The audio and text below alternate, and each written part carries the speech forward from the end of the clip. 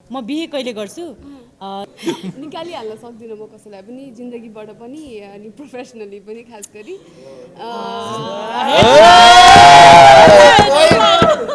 बिहे बिहे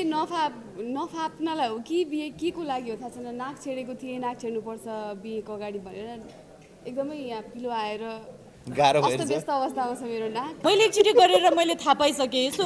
मेरो लागि चाहिँ त्यो कम्पल्सन होइन। बिहा नगरेको मान्छे नबोल्नुहोस्, केही ड्रिम हुँदैन, जुर्ने हो जुर्ने। झगडा गरेको मान्छेहरू त मिल्छ नि, बिहे त मिलिहाल्छ नि।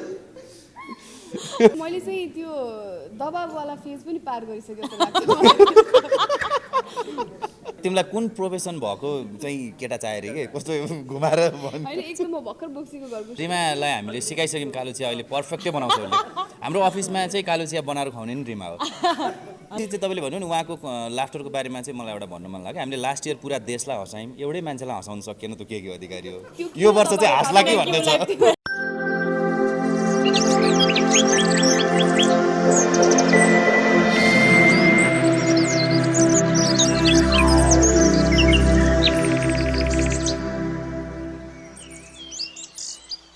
सिजन 1 मा जुन प्रकारको ठट्याइ थियो ड्याङ्ग्रोको, त्योभन्दा चाहिँ केही हदसम्म कम। किन भन्दा त्यो बर्डन चाहिँ अलिकति सेयर गर्नको लागि हामीसँग युज ब्रान्ड्सहरू एसोसिएट हुनुभएको छ। त्यस कारणले त्यो खालको च्यालेन्जेस चाहिँ हामीले यो सिजनमा चाहिँ सायदै भोग्नुपर्छ होला, द्याट इज फाइनेन्सियल च्यालेन्जेस। त्यो बाहेक सिजन 2 लाई लिएर जुन एक्सपेक्टेसन छ, संसारभर छरेर रहनुभएका नेपालीहरू कुना काप्चाबाट मलाई मेसेज गरिरहनु भएको हुन्छ, कमेडी च्याम्पियनको इनबक्समा मेसेज आइरहेको हुन्छ, कहिले आउँछ सिजन 2। हामी त एकदमै प्रतीक्षामा छौँ र पहिलाको भन्दा पनि धेरै बेटर हुनुपर्छ। हाम्रो जिन्दगीमा के चिज घटेको छ यो पालि, so we are just waiting for comedy champion season 2 भन्नेहरूको लागि चाहिँ ओके, अब त्यो एक्सपेक्टेसन चाहिँ हामी मिट गर्न सक्छौँ कि सक्दैनौँ, कन्टेन्ट वाइज, क्वालिटी वाइज भन्ने कुरा, प्रेजेन्टेसन वाइज भन्ने कुरा इज द मेजर च्यालेन्ज। र ढ्याङ्ग्रो त्यही कारणले नै ठटिरहेको छ अहिले चाहिँ।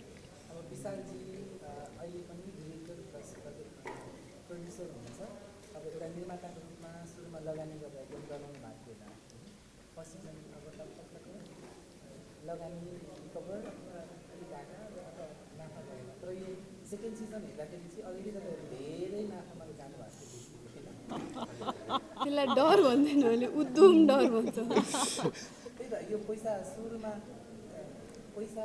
आफूसँग अलिअलि हुँदा सुरु गर्नुभयो, त्यस्तो अलरेडी तपाईँहरूको ब्याङ्क अकाउन्टमा सेभ छ भनेर सुरु गर्दाखेरि यसो छ हाम्रो हामी तिनजनाको ब्याङ्क अकाउन्ट अहिले पनि जिरै छ। किनभने हामी मल्टिपल प्रोजेक्टमा काम गरिरहेको छौँ। सिनेमाको प्रोजेक्ट उसले ह्यान्डल गरिरहेको छ, अहिले बोक्सीको घर सुटिङमा पनि छ। सो रिमा र म यतापट्टि रियालिटी सोलाई फोकस गरेर काम गरिरहेको हुन्छौँ। हाम्रो चाहिँ कस्तो छ भन्दाखेरि चाहिँ लास्ट इयर तपाईँले भनेको जस्तै रेभेन्यू वाइज हामीलाई धेरै दुःख थियो। हाम्रो अहिले चाहिँ ब्याङ्क खाता मात्र खाली छ, त्यतिखेर हाम्रो वालेट सुधा खाली गर्नु परेको थियो होइन। हामीसँग कहिलेकाहीँ चिया खान बस्दा पैसै हुँदैन थियो, त्यसरी लिएर आइएको थियो। अब अहिले एसोसिएसनको कुरा जुन दर्शकबाट हामीले माया पायौँ, जुन किसिमको मेहनत हाम्रो कन्टेस्टेन्टहरूले गरिदिनु भयो सिजन 1 मा, जुन प्रस्तुतिकरण भयो र त्यो विषयवस्तु, त्यो सामान जुन हामीले बनाएको थियौँ त्यो बजारमा बिक्यो, दर्शकले मन पराउनु भयो। त्यसपछिको रेस्पोन्समा चाहिँ यति ठुलो ब्रान्ड टाइअप भयो, कान्तिपुरबाट सुरु भएको टाइअप एडी रिलिज हुँदै अहिले नेपालको सबैभन्दा ठुल्ठुला ब्रान्डहरू हामीसँग एसोसिएट भएर काम गर्न आइदिँदाखेरि अब सिजन 2 सिद्धिदासम्म चाहिँ हामी एकदमै हुन्छ नि फाइनेन्सियली पनि वेल सेटल्ड हुन्छौँ भन्ने हामीले अपेक्षा गरेको छौँ। र यस अघि हाम्रो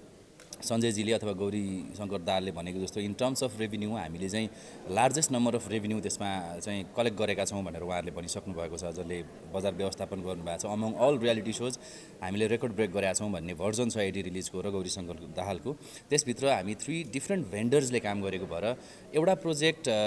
जुन प्रोजेक्टको लगानी जति नै छ र त्यति नै लगानी बराबर निर्माण कम्पनीले कमाउँछ, त्यति नै बराबर ब्रोडकास्टरले पनि कमाउँछ र त्यति नै बराबरको रकम चाहिँ यदि एडभर्टाइजमेन्ट हेर्ने अथवा विज्ञापनको काम गर्ने एजेन्सीले कमाउँछ भने साँच्चै नै हामीले केही सफल प्रोजेक्ट बनाएका छौँ सिजन 1 मा भन्ने खुसी चाहिँ लागेको छ। मेरो अभिव्यक्ति राख्नुभन्दा अगाडि म यहाँलाई प्रश्न गर्न चाहन्छु, उत्सवजीको हालखबर के छ? निन्द्रा लाग्न थाल्यो होइन, उत्सवजीलाई एसीको बानी परेको छ आजकल, उहाँ गाडीमा हिँड्नुहुन्छ। यस्तो छ मेरो कस्तो हुँदो रहेछ कन्ट्रोभर्सीले घेर्दाखेरि।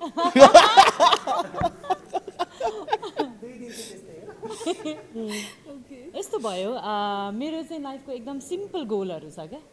त्यसमा के पर्छ भने एउटा गुड हेल्थ भयो अनि मिनिङफुल रिलेसनसिप्सहरू भयो होइन अनि फाइनेन्सियल इन्डिपेन्डेन्सी अनि त्यो बाहेक चाहिँ एउटा पर्पोज जसलाई चाहिँ पर्स्यु गर्न सकियोस् एउटा करियर एउटा प्यासन होइन जसलाई पर्स्यु गर्न सकियोस् अनि त्यसमाथि हामी कलाकार भएको भएर यो अर्थको भाषाहरू त्यति बुझ्दैनौँ हामी अनि म त अझ कति पनि बुझ्दिनँ नम्बर आउने बित्तिकै मलाई त एकदम अर्थको अनर्थ निस्किन थाल्छ होइन तर यो वर्ष कमेडी च्याम्पियन सिजन 1 सिध्याउँदै गर्दाखेरि मैले सिकेको कुरा चाहिँ के हो भने एउटा चाहिँ आफूलाई चित्त बुझेको मान्छेहरू आफूलाई मन परेको मान्छेहरूसँग बिजनेस गर्दाखेरि चाहिँ तपाईँलाई बिजनेस पनि सिकौँ हुन थाल्दो रहेछ मन पर्न थाल्दो रहेछ एउटा कुरा चाहिँ त्यो हो अनि अर्को कुरा भनेको चाहिँ आफू इमान्दार भएर काम गर्यो भने नि अन्त्यमा त्यसको रिजल्ट जहिले पनि राम्रो आउँदो रहेछ अभियसली अब अहिले यो जर्नीसम्म आइपुग्दा यहाँहरू सबैले थाहा पाइसक्नु भयो कि हामीलाई एउटा सुटिङ सिध्याएपछि नेक्स्ट सुटिङ अब कसरी गर्ने कहाँबाट अर्थ जुटाउने त्यस्तो समय पनि थियो हामीसँग होइन तर हामीले कुनै पनि पलमा नडगमगाइकन एन्डसम्म होइन आफ्नो इमान्दारिता आफ्नो कर्तव्य आफ्नो रेस्पोन्सिबिलिटी चाहिँ हामी सबैले इमान्दार भएर गरेको कारणले गर्दा at the end of the day आज हामी सबैजना सिजन 1 को सफलता मात्र होइन सिजन 2 को अब नयाँ यात्राको सुरुवात पनि सेलिब्रेट गर्न जम्मा भएका छौँ सो अघि त्यहाँ टिजर हेरिरहँदा मलाई चाहिँ कस्तो हामी दुईजना कुरा गरिरहेको थियो इमोसनल भएको जस्तो फिल भयो कि हामी त क्रासदेखि सँगै बसेको हो नि त यो काममा ल यो गर्ने ल यस्तो फर्मेटमा काम गर्ने भन्दा कति चिज हामीले पेपरमै डिनाइ गऱ्यौँ होला कति चिज फिल्डमा गएर हामीले सोचेका कल्पना गरेका त्यो सपनाहरू कति चिज पुर्याउन पनि सकेनौँ होला कि अब सिजन 2 को लागि चाहिँ त्यो बेग्लै उत्साह छ किनकि सिजन 1 मा हामीले एज अ प्रोफेसनल जे चिज यहाँहरूमा पस्किन असमर्थ भएका छौँ अब सिजन 2 मा हामीलाई फाइनेन्सियली ब्याकअप गर्ने एउटा स्ट्रङ टिम भएको कारणले गर्दा hopefully we are looking forward कि एज अ प्रोफेसनल हामीले अझ बेटर हामीले चाहेको रूप दिन सक्छौँ भन्ने जिन्दगीले चाहिँ कति बेला कमेडी गर्दो रहेछ के छ यो 2 वर्षको दौरानमा तपाईँहरूको जीवनमा आएका उतार चढावहरू जिन्दगीले गरेका कमेडीहरू के भन्नु मिल्छ रिमाजी जस्तै अब कालो चियाले पनि गर्यो हजुर होइन रिमालाई हामीले सिकाइसक्यौँ कालो चिया अहिले पर्फेक्टै बनाउँछ उसले हाम्रो अफिसमा चाहिँ कालो चिया बनाएर खुवाउने नि रिमा हो हजुर के भन्नुहुन्छ जिन्दगीले कमेडी 2 वर्ष पिरियडमा है 2 वर्षकोमा त्योभन्दा अगाडि नजानु ए 2 वर्ष भनेको कोरोनाको टाइम होइन त हाम्रो सिजन 1 देखि अहिले सिजन 2 सम्म आइपुग्दाको टाइम भनिरहेको नम्बर्स नभन्नु न म कन्फ्युज हुन्छु भनिरहेको छु तपाईँलाई फेरि नम्बर्स ल्याउनुहुन्छ म्याथ विक छ मेरो यो कमेडी भन्ने अब यस्तो भयो कि हामी त साँच्चै भन्ने हो भने कमेडी च्याम्पियन स्टार्ट हुनुभन्दा अगाडि नै हाम्रो बन्डिङ चाहिँ यस्तो बन्डिङ हो हरेक कुरालाई सहजै सटारिकल वेमा लिन सक्ने टिम हो क्या हाम्रो चाहिँ that's how the whole concept होइन कमेडी बिग्छ भन्ने कुरामा चाहिँ त्यो चिज निस्केको तर हाम्रो सङ्गत नै यस्तो छ कि सबै चिजलाई दुःखको कुरालाई पनि अप्ठ्यारो परिस्थितिलाईमा पनि हाँस्न सक्ने टिम छ क्या हाम्रो चाहिँ त्यो कारणले गर्दा अब कमेडी के गर्यो जिन्दगीले भन्दा मेरोमा मात्र होइन नि ओभरअल हामी सबैको त्यो कोरोनाभन्दा ठुलो कमेडी के होला त सबैको लाइफमा होइन र जस्तो अब भनिन्छ नि यदि मान्छे हाँस्यो भने औषधि नै खानु पर्दैन अरे अन्त यो टाइममा धन्न कोरोनाले हप्पति हामीलाई छोएन हाम्रो फिल्म सर्कललाई भनौँ न त्यसले के चिज यो पछिल्लो 1 वर्षमा कतिपल्ट बिरामी पर्नुभयो तपाईँ अन्य बिरामी हुन्छ नि यो कोरोना बाहेक किन हाँस्ने प्रोग्राम चलाउनुहुन्छ तपाईँहरू हजुर तपाईँले नै भनिहाल्नुभयो laughter is the best medicine होइन हामीले त्यसको लागि सिजन 1 देखि सबैभन्दा आई थिङ्क घर परेको फिडब्याक हामीले पाएको भनेको चाहिँ यसले चाहिँ हामी कति हेक्टिक स्केड्युलबाट आउँदाखेरि पनि एकदम रिफ्रेसमेन्ट दियो यो प्रोग्रामले अनि तपाईँहरूको कार्यक्रम आउँछ भन्ने आशले नै हप्ताभरि काम गर्नको लागि चाहिँ एनर्जाइज गर्छ यो सबैभन्दा ब्युटिफुल फिडब्याक हो हामीले एभ्री कन्ट्रिजमा हामी नेपालीहरूबाट पाएको फिडब्याक अनि यो चिजलाई चाहिँ हामी छिटोभन्दा छिटो कन्टिन्यू गरौँ अझ यस्तो समयमा जति बेलामा चाहिँ समस्या त्यति सहज छैन नर्मल छैन त्यस्तो बेलामा झन् बढी चाहिँ त्यसको आवश्यकता थियो तर हामीले सिजन 2 विभिन्न रिजन्सले अथवा भनौँ न कोरोनाकै मेजर रिजनले गर्दाखेरि समयमा लिएर आउन सकेनौँ नत्र त्यो चाहिँ एउटा बेस्ट हामीले दिन सक्ने एज अ कन्ट्रिब्युसन त्यो नै हुन्थ्यो जस्तो लाग्यो मलाई त्यसबाट चाहिँ हामी अलिकति पछाडि भयौँ तर पनि केही छैन सिजन 2 आइसक्न आँटेको छ अब नेक्स्ट विक होइन त हाम्रो 5 मार्चबाट फर्स्ट एपिसोड अनियर हुँदैछ र आई रियली होप त्यो बिचको जुन ग्याप जुन ब्रिज हामीले मेन्टेन गर्न सकेका थिएनौँ हाँसोको स्वरूपबाट त्यो चिज चाहिँ अब सिजन 2ले त्यो ब्रिज मेन्टेन गर्छ जस्तो लाग्छ ओके जस्तो अब कमेडी च्याम्पियन 2 सिजन तपाईँहरूको सपना पनि केही बाँकी थियो भन्न त्यो 2 मा पुरा भयो तर अन्ततः पार्टिसिपेन्टले दिने पर्फर्मेन्स नै बेस्ट भयो त्यस्तो नभइकन त दर्शकले रुचाउनु कस्तो पाउनु भयो चाहिँ जति एपिसोड सुटिङ भयो पार्टिसिपेन्ट कस्ता छन् र उनीहरूले दिएको पर्फर्मेन्स ओके सबभन्दा महत्त्वपूर्ण कुरा भनेको त कन्टेन्ट हो विषयवस्तु आजकल अहिलेको समय के छ भन्दाखेरि चाहिँ कन्टेन्ट हिरो भइरहेको अवस्था हो यो पछिल्लो समय चाहिँ जसले राम्रो विषयवस्तु लिएर आउँछ त्यो मात्रै चलिरहेको अवस्थामा चाहिँ हामीले त्यसको तयारीमा एकदम विशेष ध्यान पुर्याएका छौँ गएको 1.5 महिनादेखि हाम्रा सेलेक्टेड 24 कन्टेस्टेन्टहरू हामीसँग होस्टेलमा हुनुहुन्छ र उहाँको मेन्टरसिपमा चाहिँ सुमन कार्की सुमन कोइराला क्षितिज केसी र सन्जु कटुवालले काम गरिरहनु भएको छ र उहाँहरूको पर्फर्मेन्स उहाँहरूले जुन काम निकाल्नु भएको छ उहाँहरूबाट त्यो एकदमै सराहनीय छ र यो पटक चाहिँ हाम्रो गएको वर्षको सिजन टप 8 टप 9बाट मात्रै चलेको थियो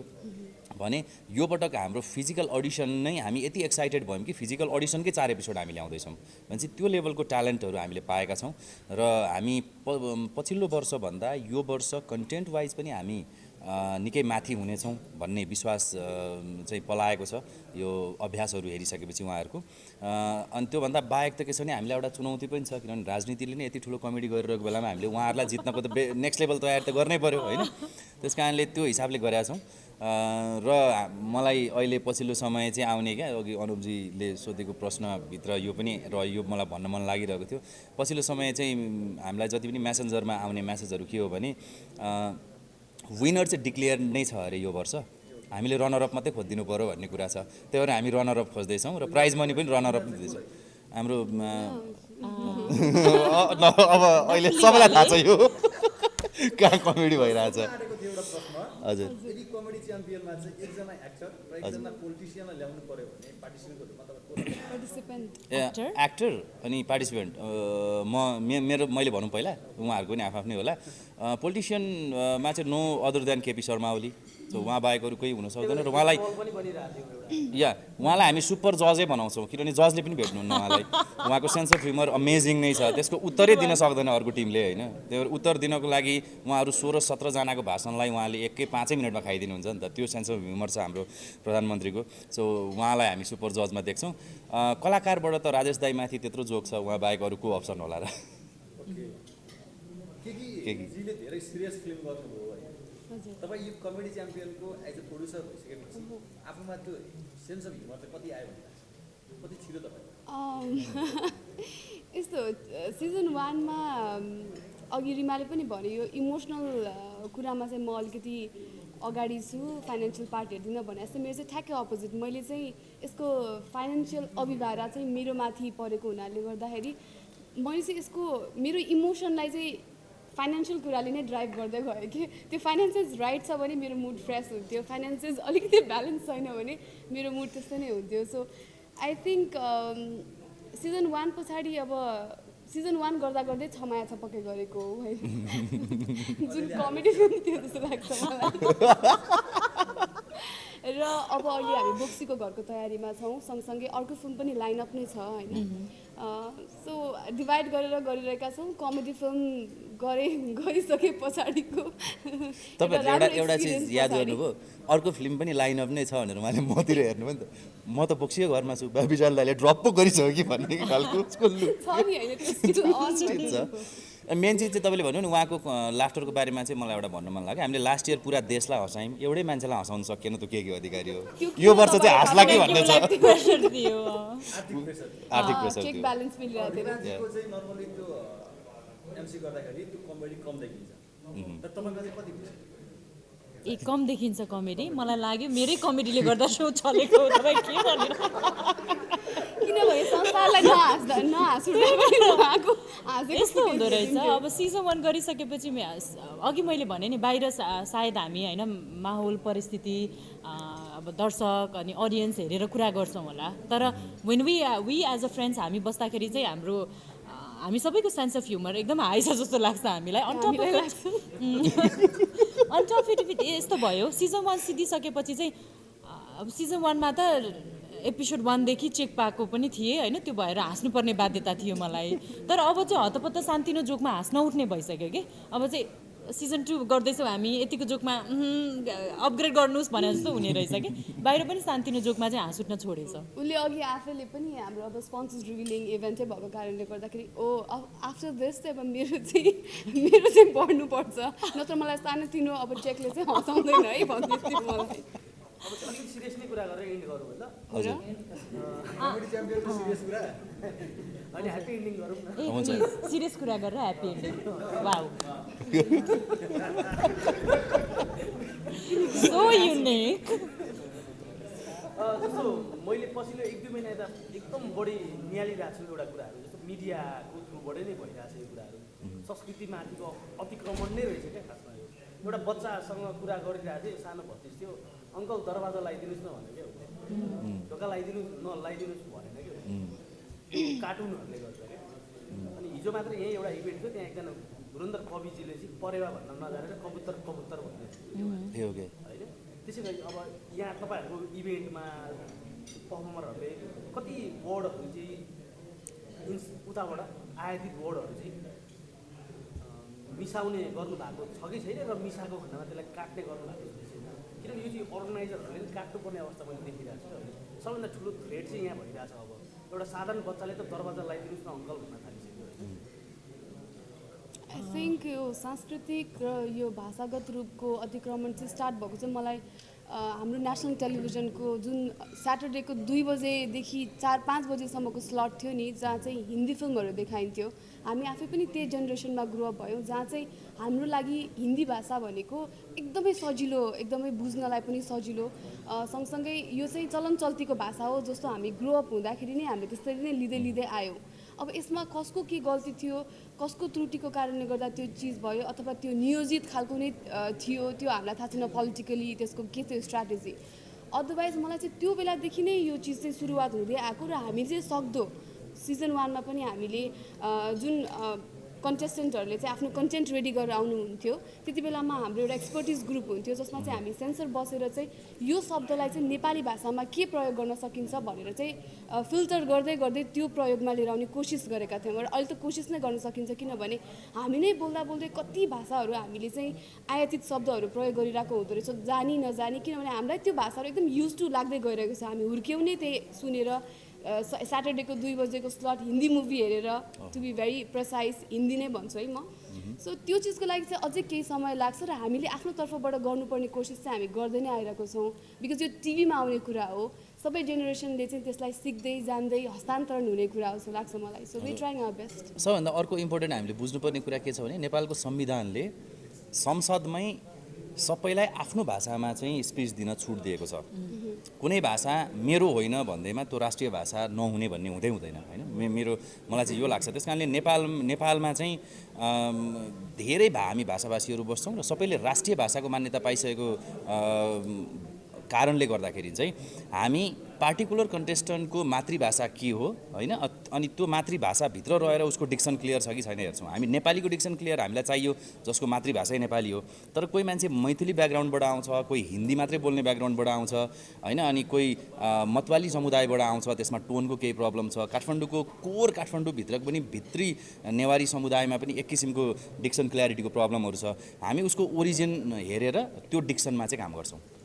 फेरि तपाईँले जुन कल्चरल अतिक्रमणको कुरा उठाउनु भयो नि, त्यो चाहे त्यो भाषाको माध्यमबाट होस् या अन्य माध्यमबाट, त्यसमा चाहिँ के हुन्छ भने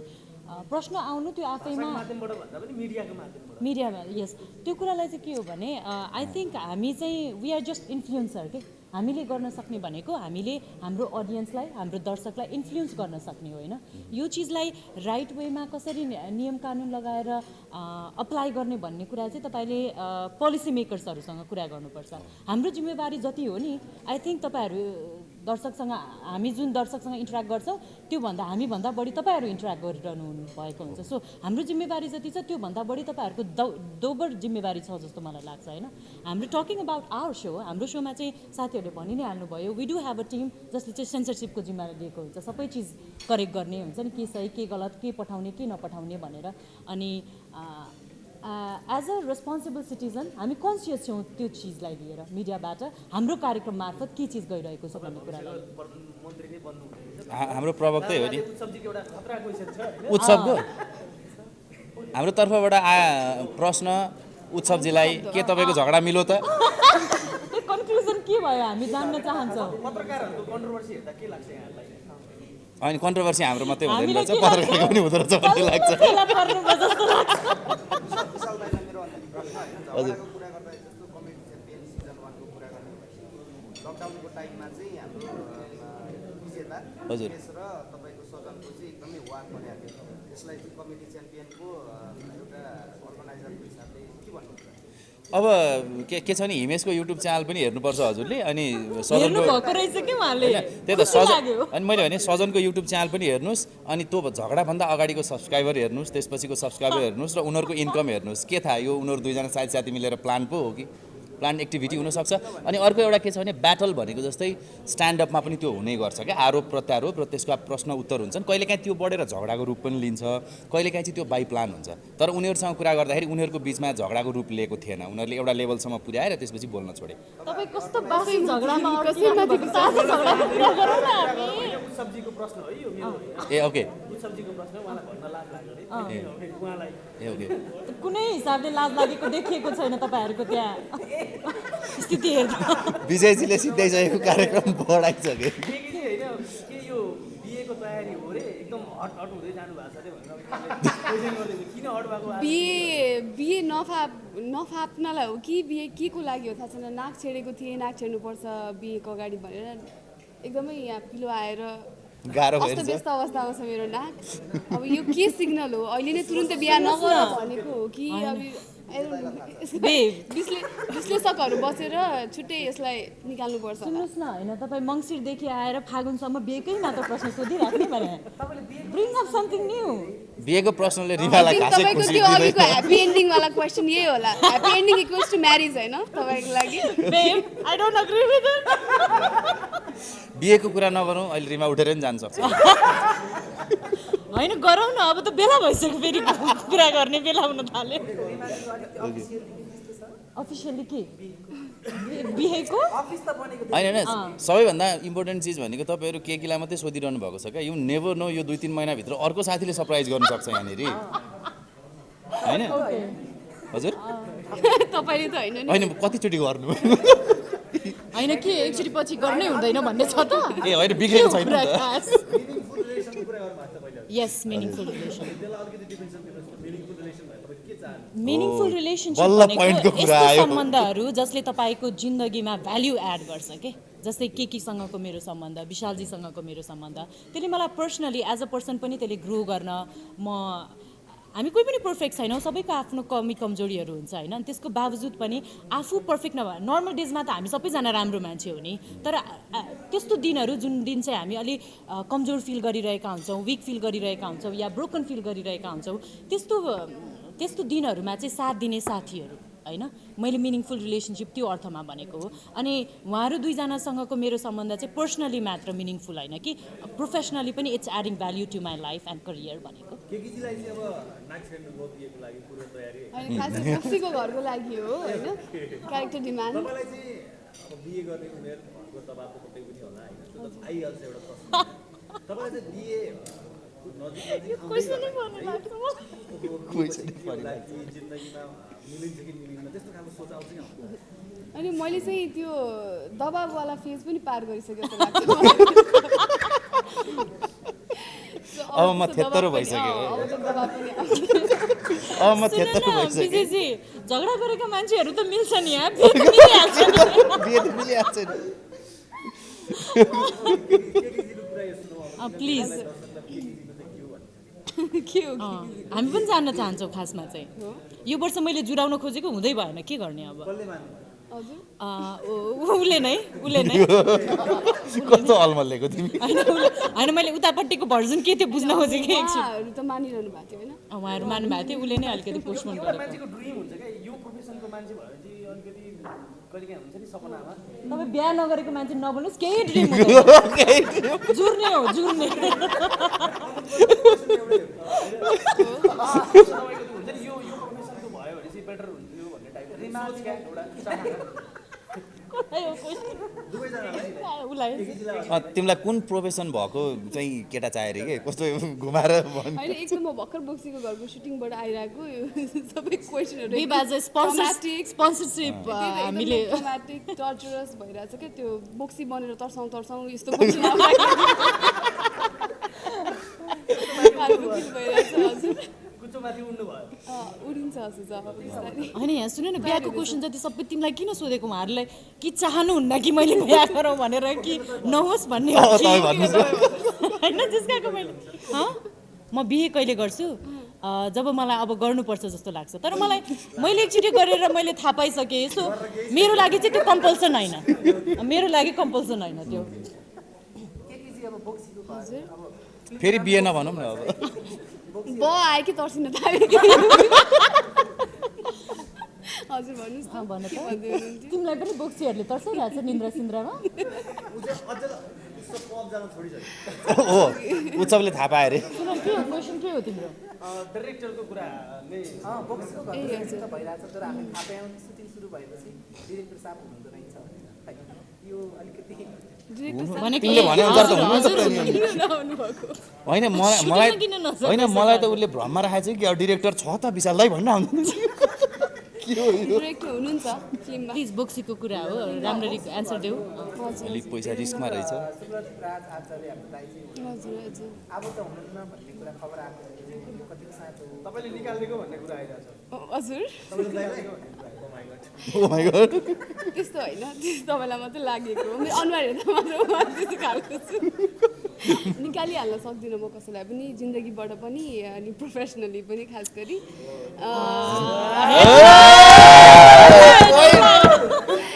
So, यस्तो हो उहाँको काम